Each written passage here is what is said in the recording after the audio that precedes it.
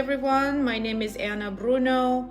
I am a financial advisor by profession. I've been doing financial planning with individuals and families and businesses for over 20 years. I live in New York, and I'm really happy to be here today. Hopefully, can everyone see my screen? So let's go ahead and make this as a presentation. So we'll go ahead. We're going to talk about the habits and skills of successful people, financially independent people, and some of the skills that I feel are the most important that all of us should have if we want to achieve financial freedom in our personal lives. So again, I just want to make sure everyone can hear me. So again, how to become financially independent, habits and skills that will make you successful. So the first skill I would like to talk about is visualizing. Visualize first, then plan. What do I mean by that? When I teach financial planning, when I work with people, I always tell, in the United States, we talk a lot about retirement planning because we all work, we all, are born, we're taken care of by our parents with the idea that eventually we become independent and we have our own profession and we can actually start taking care of ourselves, which means we get up and go to work. But eventually the idea is that we all get to retire and enjoy our lives. And in order to retire, you have to have financial freedom. So what do I mean when I say visualize it first? Literally speaking, I want everybody to close their eyes and just imagine, what does retirement mean to you? Like, what does financial success mean to you? For me, retirement or financial success means that I don't have to work for a living. I work because I want to. I work because I like what I'm doing.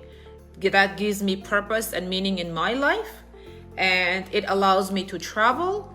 It allows me to spend more times with my children. So financial success to me means having freedom. But literally, to be able to have a summer home or for me, it says winter home. Like I said, being able to travel. So I just want everybody to just for 1 second, close your eyes and visualize your plan. What is it that you want for yourself, for your own financial freedom? Retirement is a very sort of word that we can use loosely because, look, I'm 49 and I'm basically retired. I don't have to work, but I work because I love what I do.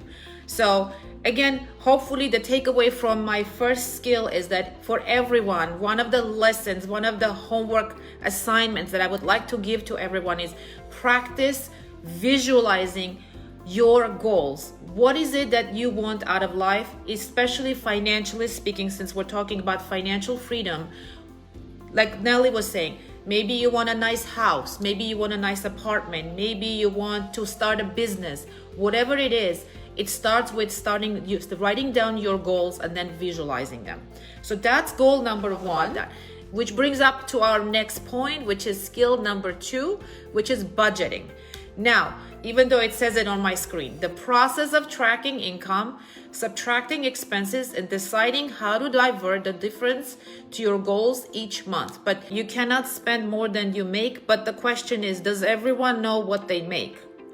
Because in United States, we have this concept of gross income and net income, right? So if I make a gross income of X dollars per month, let's just for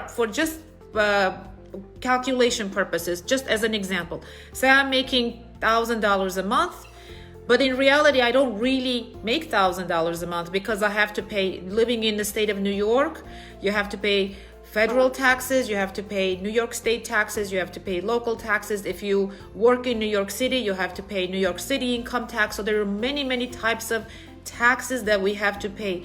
So I know this is a concept that I really want the Armenians to get more familiar with. When you're looking at your expenses, when you're looking at your budget, think of net expenses, net income, not gross. Curious to know if you can just type in a chat box, How many are actually doing budgeting? I'm just curious to know, do you guys have a budget, and do you have expense analysis worksheet? So we can share with you, for those of you who are interested, we actually have worksheets that we give out to clients that will allow them, will help them to start thinking about monthly budget, that will start enforcing you to put all of your expenses down on a piece of paper, because visualization is very important, because most of us don't realize how much money we spend. We always think we spend less than we actually do. So, and when you have your expenses on paper, it's easier to take control of it. It's easier to say, you know what? Maybe I don't need this extra expense. Maybe I don't need to, do this extra activity, or I don't need to go to this extra event, or, again, I don't, working with Americans is slightly different than, other people from other countries, but Americans are big spenders, and they also love to go on vacations, and oftentimes they don't realize or recognize whether this is within their budget or not. So it's really, I don't want to beat this subject to death. I just want to make sure everybody understands that it's very important to get a grip on your expenses and be able to control your expenses. That first step starts with putting it down on a piece of paper and understanding where your money is coming from and where it's going. If there are questions, let's see, I have in the chat box here. Let's see. So there's people here that said that they are doing it from time to time, but not doing it regularly. Some people say they're doing it not always. Let's see. Perfect. There's some people, Ani says that they're doing it, budgeting. That's excellent. So for those of you, we have a seminar evaluation sheet or a presentation evaluation sheet. If you want the expense analysis worksheet, if you can just check off that box, I will definitely make sure that Nelly sends everything to you. Okay, so skill number 3, we already kind of discussed this, but let's go over it again. Skill number 3 is spend less than you earn. This concept is very simple, and I'm sure everyone has heard about it, but not everyone practices it. Now, do you agree? Not agree? Spending less than you earn. This also brings up the point of credit cards. It's very, very easy to use credit cards, put everything on a card, not realizing that you're actually spending more money than you're earning.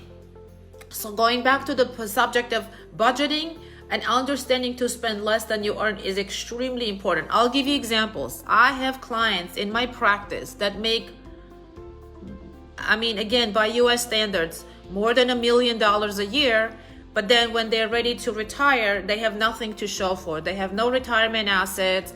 They don't have a lot to show for. I also have clients who only make $100,000 a year, and by the time they're ready to retire, they do have money saved up, they have their houses paid off, and they have the financial freedom that they needed and they wanted. Why is that? The reason is because it doesn't matter how much money you make. Even the person who makes $1 million a year, if you're spending $1,005 per year, then you're gonna be in the red, right? You're not gonna be saving any money. The person who's making 100,000 or even 50,000, but if you're in a habit of saving some money every single month, that person is going to be able to save money. So you're in the green. So again, start thinking about gross and net, and start thinking about whatever you earn from the very, very young age. Start getting in the habit of paying yourself first. That's a very important concept. Pay yourself first. You have to pay taxes.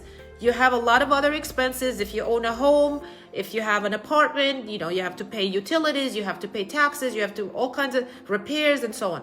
But you make sure that whatever you do, whatever you earn, take at least a 10% and put it aside as a savings for yourself. So spending less than you earn is a very, very important concept. So in financial planning, as a financial planner, one of the first things we teach our clients and we work with them is to make sure they have an emergency fund. What is an emergency fund? Anyone? Emergency fund is a separate account or a bank account where your money is safely saved somewhere. I mean, it could be under your pillow if you want to, but I don't recommend that. I recommend you leave your money in the bank. But the idea of the emergency fund is that the money has to be liquid, meaning it's not invested. Because if you have your money invested, it actually can, it can could be up or down. It depends on what's happening with the stock market. So it will not be as safe and it will oscillate. So you want your emergency fund to be in a bank account or some type of a account where it's safe and liquid, 100% liquid, meaning when you need to take money out, you don't have to pay any fees, you don't have to pay any penalties and so on. Secondly, emergency fund has to be at the very least 3 months of your expenses. We call it 3 to 6 months of your expenses have to be in an emergency fund. Why? 3 to 6 months of emergency expenses. That means, if we remember, we talked about budgeting and we said when we budget, we want to know what our monthly expenses are. So if my monthly expenses are, just making an example, $1,000 a month, I know that I need to have at least $3,000 to $6,000 in a separate account for the purposes of emergency, because anything can happen. You can get hurt, you can get in an accident, you can get sick, you could lose your job. There are many things that can happen. You could lose your car, or your car breaks down, your roof is leaking. So in those unforeseen experiences, those expenses come up, you don't want to go into credit cards. You want to have money budgeted for that, for your emergency expenses. As long as you save something, the idea is to just get us started. So usually we say, it's 5% is better than 0%, right? 10% is better than 0. So anything you do more than 0% is good. It's just usually it's easier to stick to your plan if you have consistency.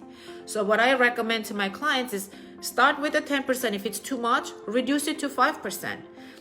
Typically what I do is when the stock market goes down, like in United States a few days ago, Facebook had gone down, right? I don't know if people are following. Facebook was down, WhatsApp was down, and the market tanked, and Facebook stock, the price of Facebook stock went down. So that's when I actually put more money into investments, when there's an opportunity, because the concept is to buy low and sell high. So my point is, if you can have a consistency of saving, even if it's 3% per month, if that's what's the easiest thing for you to do, and those months when you have more money, more income, then you can obviously put in more manually. But at least you want to have something that happens automatically every month without you doing any effort, without you putting any effort into it. Even when you're paying bills, I love putting everything on automatic payments. All my credit card payments go automatically. All my bill payments, utility payments are all set up automatically. We have insurance payments, all go automatically. I get the bank statement, I look at it, yes, everything is okay, everything sounds right, but it's one less thing for me to do every day manually. So try to put with a consistency is extremely important. If you have extra income or extra money you want to save, that's fine. But at least you're doing your very minimum, whether it's 3%, 5%, 10%. It's based on each person's situation, of course.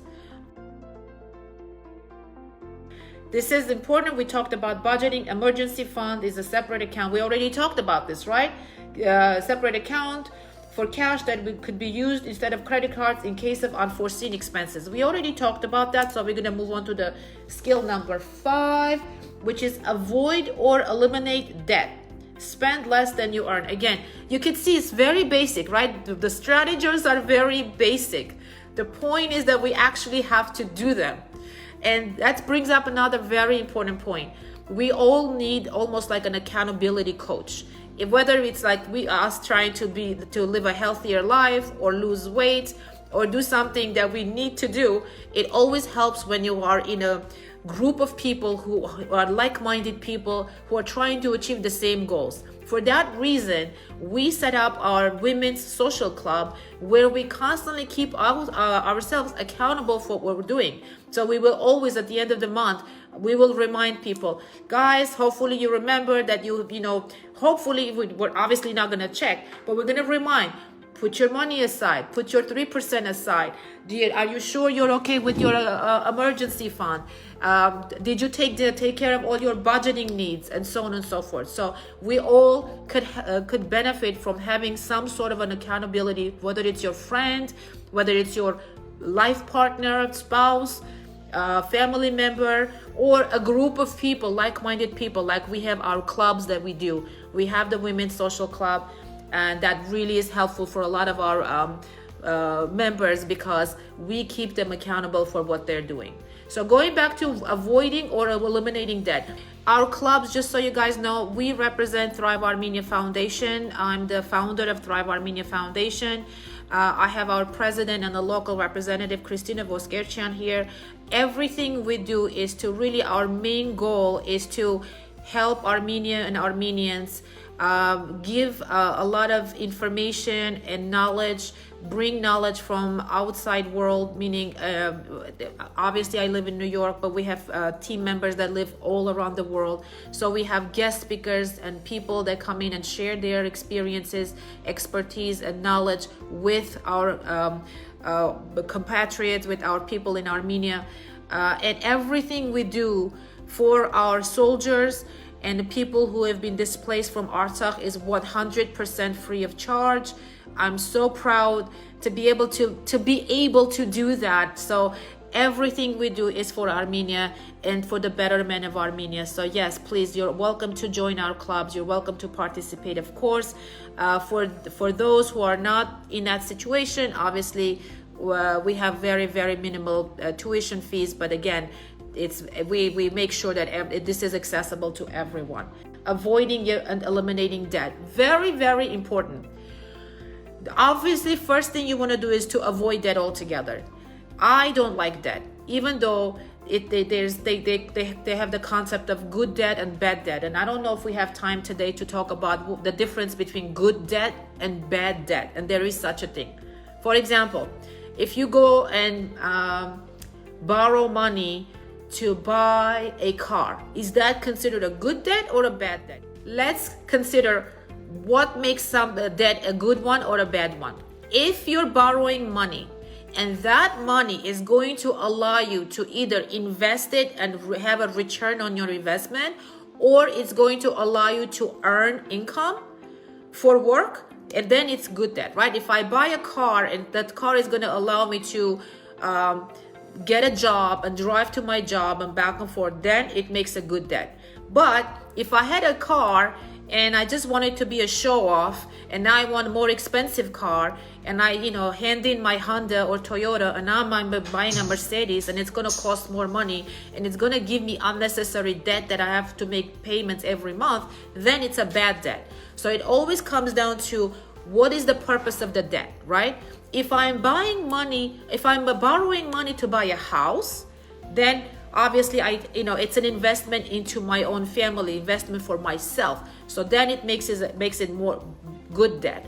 If I'm borrowing money to go on vacation, is that a good debt or a bad debt? Probably bad debt, right? So when you're looking at debt, you have to understand, what is the purpose of this? Is this going to help me to better myself, to earn more money, or get return on my investment? If the answer is yes, then it's a good debt. If the answer is no, then it's a bad debt. And you want to avoid bad debt as much as possible, especially debt on credit cards. Because believe it or not, credit card companies charge anywhere between 8% to as much as 19% interest on your money. So I'll give it to you with an example. Say you borrow $10,000 on credit card for a vacation or whatever it is that you want to do. At that money, if you don't pay it back at the end of the month, let's just say they're charging you 20% on that debt or 10% on that debt. That means you're paying $1,000 on that $10,000 that you are going to be paying. And if you don't pay all the time, it just accumulates. So if you don't pay that debt in 1 year or 2 years, 3 years, you could actually end up paying back $20,000 for the original debt that you took for $10,000. So it's very, very important to avoid debt if possible. And if you already have debt, eliminate it. Eliminate it. Pay off your credit cards. Pay the double amount. Pay it as much as you can, as fast as you can. Because when you're getting your credit card payment, it says your minimum payment is $100 or $50 or $35. You don't need to pay minimum payment. You want to pay more than the minimum payment. You want to eliminate that debt as much as you can, because otherwise you'll be just paying interest and your principal is still going to be there. It's a huge burden, and it's one of the ways to really get sunk into that hole where you can't get out of. You want to eliminate that as much as you can and avoid it as much as you can. Okay, going to skill number 6. Let's see, skill number 6. That it is, we already talked about this also, types of debt. Know the difference between good debt and bad debt. Good news is we already talked about that. So let's go to skill number 7. Invest money wisely. My favorite subject, because I'm an investment professional. Invest your money wisely. I put in a few items in here. The list can be much longer, but for today, we're going to talk about fees, risk tolerance, diversification of your portfolio, and considering taxation on your profit. So we'll start with the fees. Okay, for those of you who are in United States or in Europe, because I know there's people that will probably hear me down the road. Anybody who is familiar with investment products, there are many different investment products that you can purchase. You can have an investment account in one of the capital markets. You can purchase mutual funds, stocks, bonds, exchange traded funds, ETFs, and so on and so forth. Those are types of investments where you actually buy shares of publicly traded companies, for example, when you're buying stocks. Those investments actually go up and down. So you can buy a stock for Home Depot, for example, or you can buy stock, what's a popular stock? Facebook stock. You can actually own shares of Facebook. You can be an owner in a company of Facebook, right? And if Facebook does well, your money will go up. And if Facebook does poorly, your money will go down. So say I bought 100 shares of Facebook, and Facebook is doing really well. They report good earnings. They're doing really great. They have new products.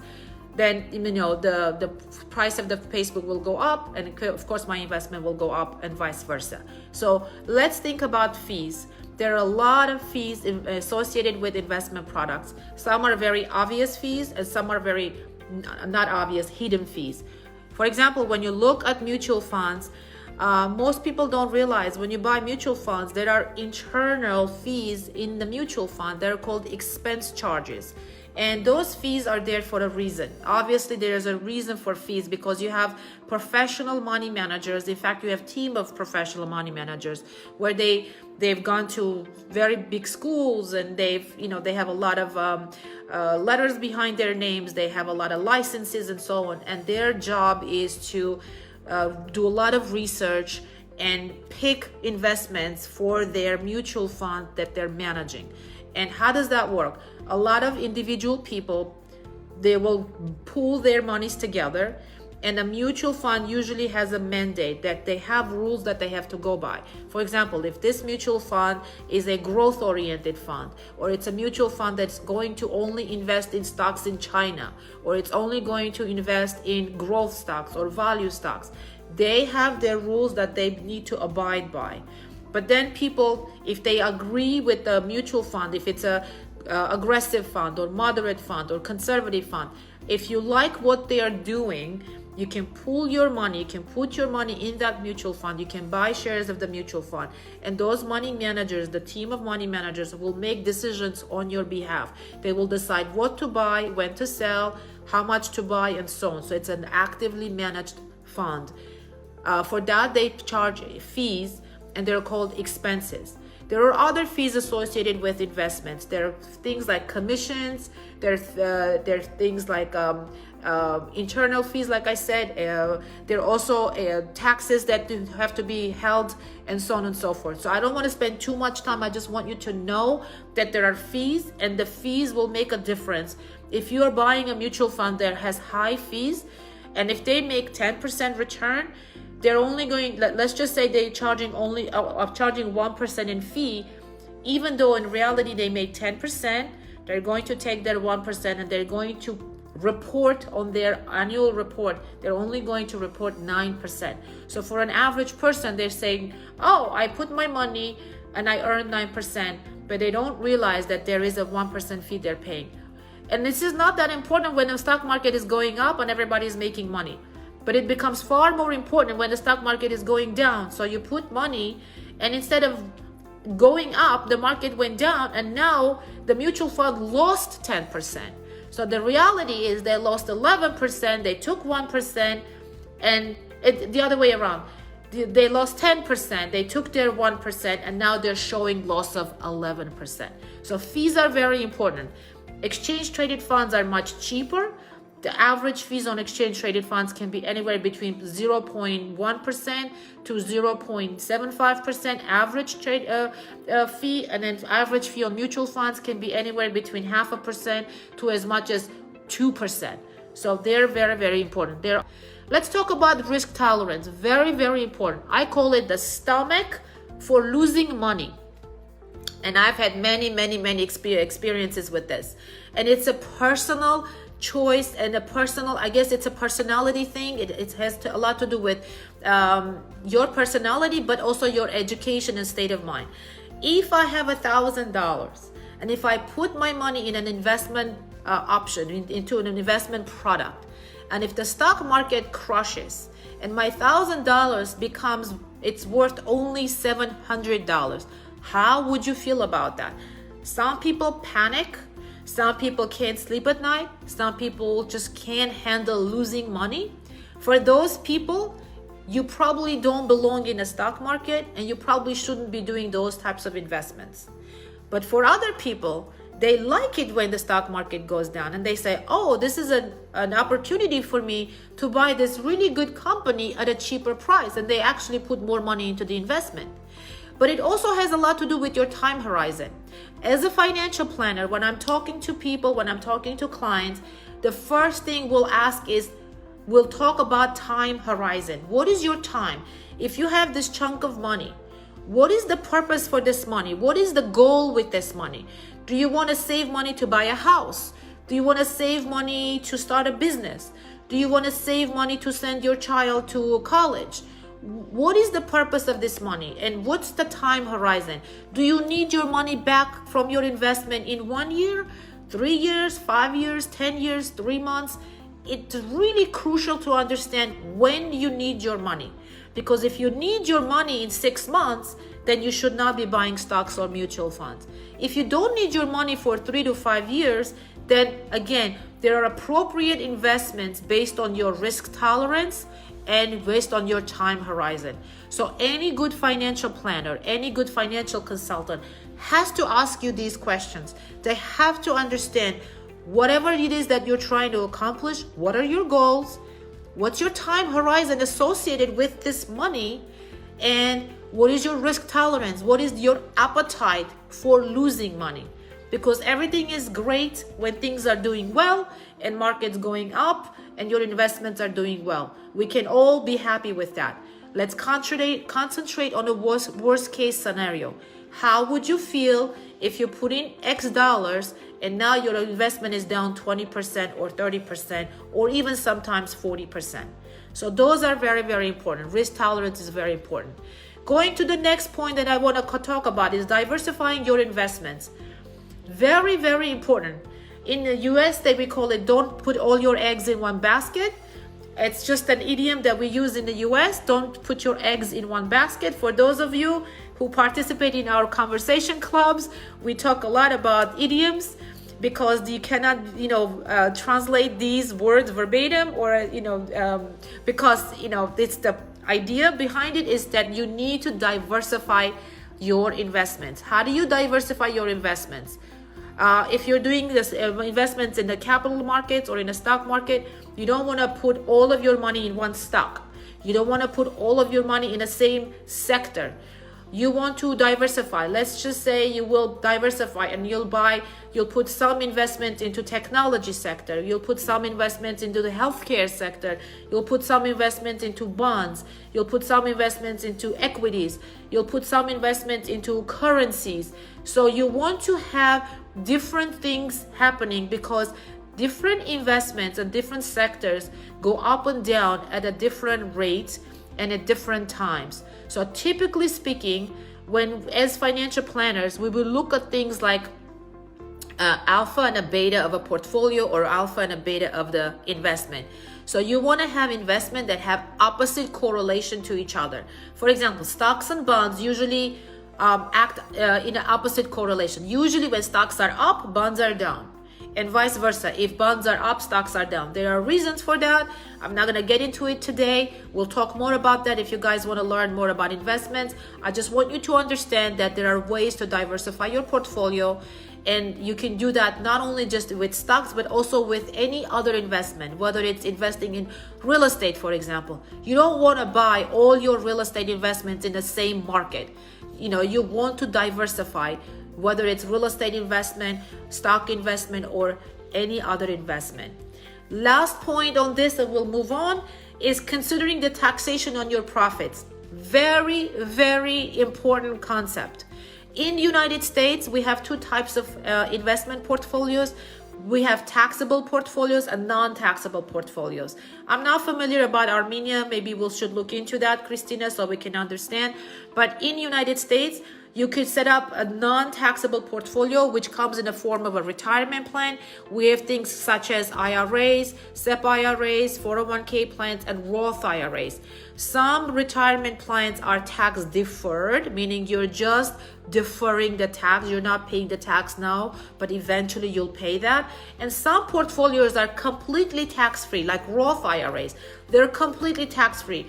It's a special account you put in.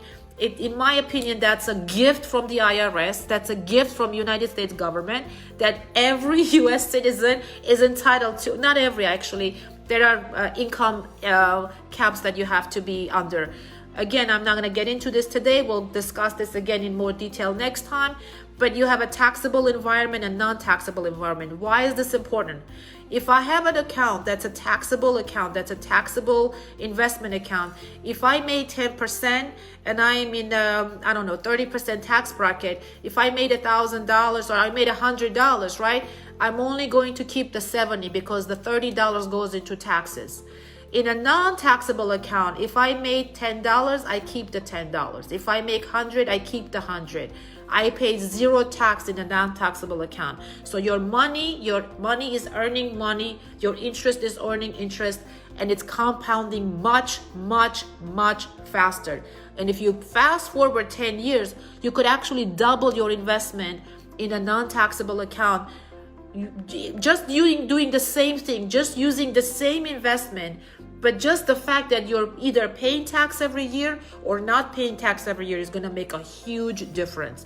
So be conscious of that. And when you're doing investments in a taxable account, make sure you understand the taxation, because there are some mutual funds that are more tax heavy and other mutual funds are less tax heavy. There are certain funds that give you higher dividends. The dividends are taxed at a different rate, and there are other mutual funds that are they're invested for growth or versus they're invested for value. Just understand the difference on different investments when it comes to taxation. And skill number 9 is, let's see, consider your career. Okay. Two words about this. Okay, for those of you who was saying, okay, how do I become financially more secure?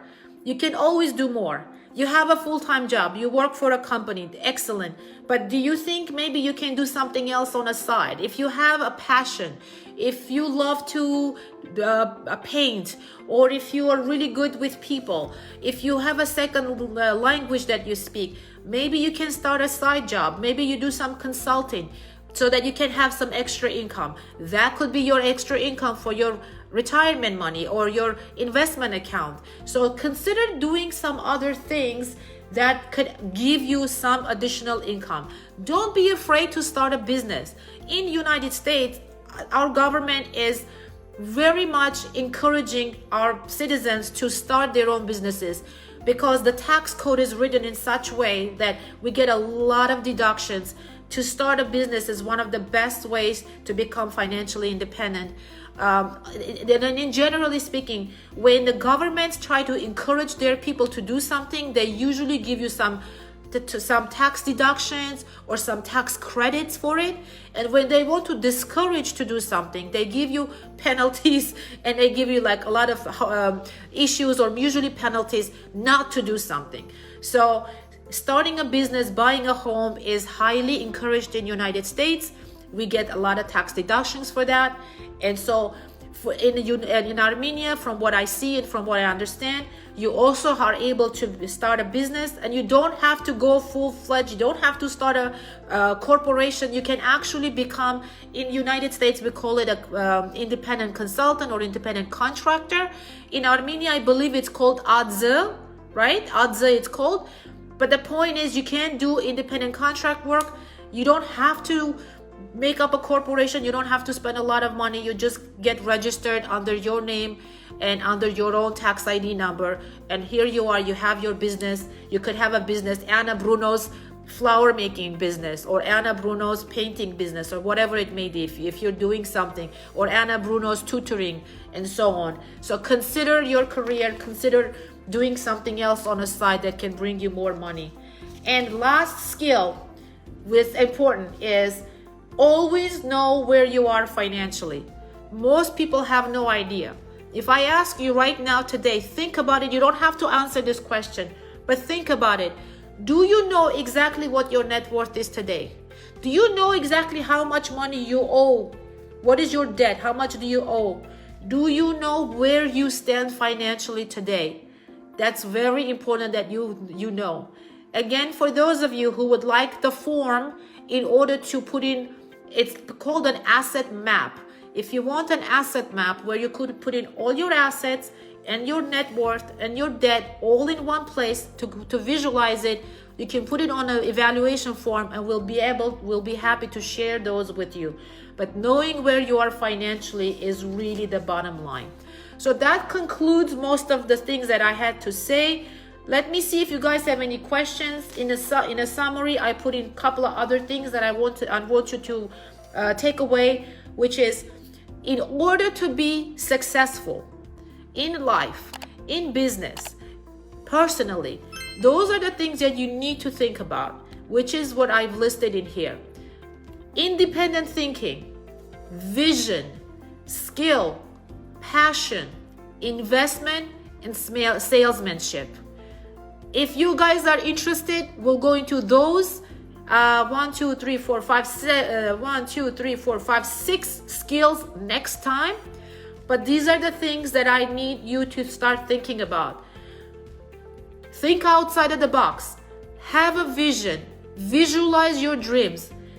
Work on yourself. Invest in yourself. Better your skills. Do something that you love. Have passion.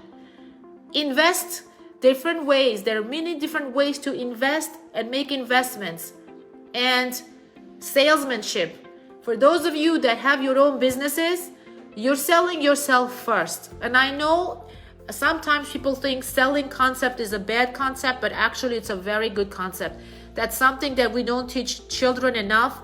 And again, we have youth groups that we work with, and we teach our youth to really believe in themselves. Really, we work on self-esteem skills and salesmanship, because whatever you do, you have to sell yourself. If people don't like you, they're not going to do business with you. So learning how to present yourself properly, learning how to market yourself properly, learning how to market your business or your product or your service is very, very important. And that comes with skills of salesmanship, to be better at that. So with that, I will conclude my presentation today. I hope you guys got a lot out of it.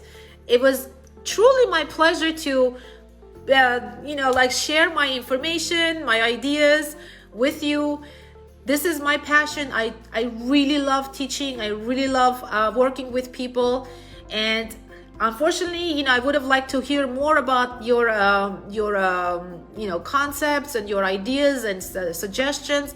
But again, maybe you can put that all on your evaluation forms, because I would love to hear your feedback. With that, again, I'm going to give it back to Nelly.